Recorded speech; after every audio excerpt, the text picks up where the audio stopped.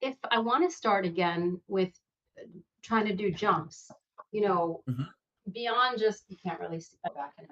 You probably can't see, but beyond just like foot like heel drops like this, how do I know when I Mhm. should go a little more? Well, it's the general principle of how to know when you can progress safely. Yes. This is such a hard thing. I use this kind of framework at the gym all the time with my clients. I'm like, fitness is one of the hardest parts of fitness is knowing when you're being a wimp versus when you're being an idiot. Oh yeah, you did It's mention like, that. Yeah. yes, it's like I have lived my life being an idiot and I'm paying the price for it now. I'm just got battle scars all over my body and I'm Oh, trying to be a little wimpier and it's really hard for me. And there's people who are the opposite end of the spectrum that they need to push themselves, that they're not taking as many risks as they should. But we all live on that spectrum. And it's hard because our pain receptors aren't always accurate. I'll mm, give you an example of what I mean by that. There was a time I had a strained hamstring for 3 years. It was just obnoxious. Every time I thought it was okay, I would go do something and it was like, no, it's still strained.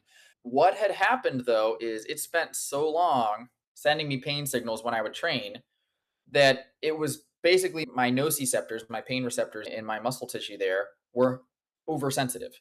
And so anytime I would do an exercise that used that hamstring, I was getting pain signals, even though I wasn't causing harm. And I had to look up a bunch of YouTube videos, talk to physical therapists to figure out like, you're probably okay to do things that hurt and just build up. And that's how I ended up fixing it. I just did really light exercises and they hurt. And I'm like, I feel like I'm tearing this, but I'm going to keep going. And after weeks and weeks, the pain went away. I got desensitized because it was overly sensitive. So you mm, have to worry about things like that, especially if you have pre existing injuries where your body might be really cued into, hey, there's pain here, watch out, versus I'm causing actual harm. This is damaging. I need to stop. It's a very hard line to tread, and I don't have any really simple answer aside from if you do it and you give yourself 48 or 72 hours after the risky thing to kind of see how things shake out. Do you feel better? Do you feel worse? Do you feel the same? If you feel the same or better, do it again. If you feel worse, it was probably too much. Back off a little bit. I have another example. I have so many injury examples. Like I said, I have all the injuries you guys ever want to know about in my back pocket because I've done them all. I had anterior ankle impingement, which is basically when you step on your ankle, you get a sharp pain in the front of your ankle just above your foot. A lot of people who do jumping sports get that, and that's something that you have to worry about if you're doing impact training. And this was in 2014.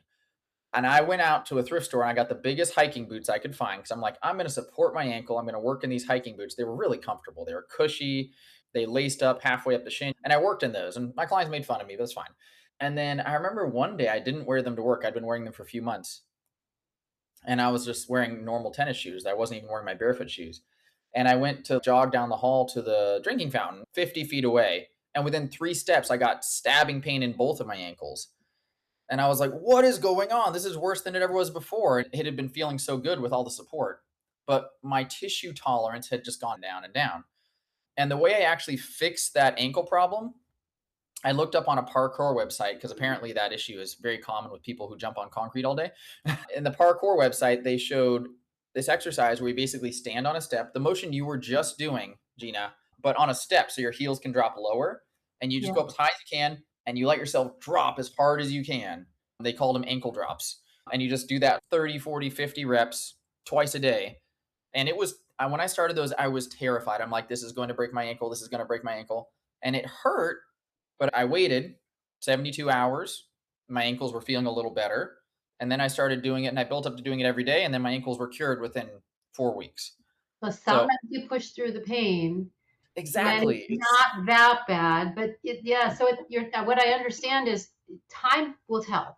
Time does help you Yes. figure it out. Thank you for being so succinct there. I'm very long winded. No, it was great. It was great to get the examples. It's also great to know that somebody's in such good shape, has dealt with this and come through it. It's So not many over. times. Yeah. It's Thank you. only an accident that I'm still in one piece. May it stay that way. Please. So, yeah, it's like, I think a lot of times we have to be willing to endure pain and take risks. Just do it in as intelligent and structured a way as possible.